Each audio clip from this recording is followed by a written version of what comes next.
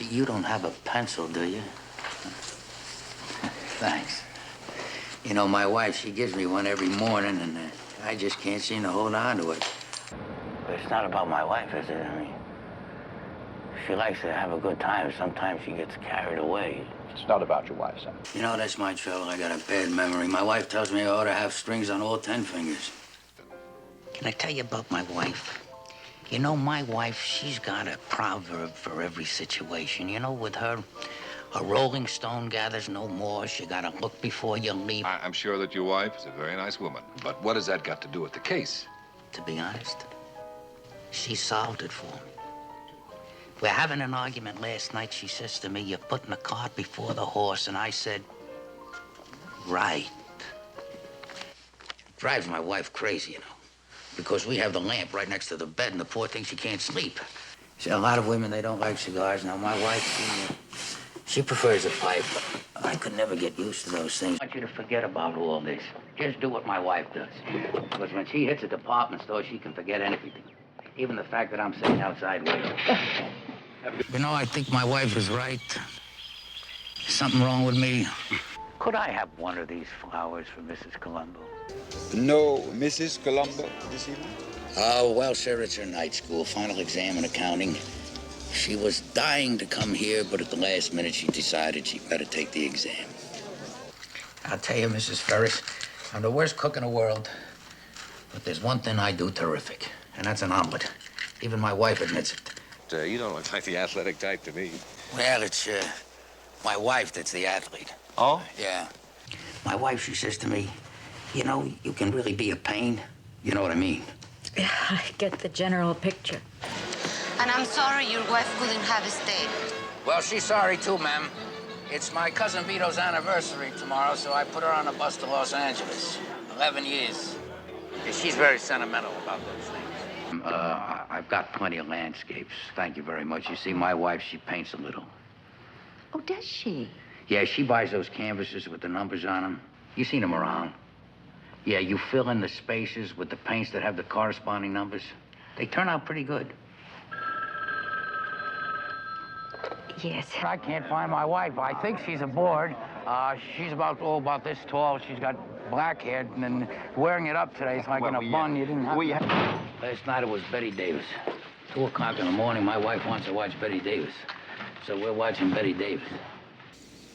Oh, I do a little cooking, sir. Nothing fancy. Mrs. Columbo, she's a remarkable woman. She has lots of interest. But cooking isn't one of them. She gives me plenty of encouragement. Listen, you know, I appreciate it very much, but my wife does all the shopping in the family. She'd be very upset if I bought anything, you know, without talking to her about it first. Of course. And it's very nice, husband and wife, to decide on this. Can we make an appointment? That'd be nice. I couldn't talk to her about this, Mr. Grindle. She'd think I was working on a dangerous case. She cries easily. She cries when she loses at bowling, you know.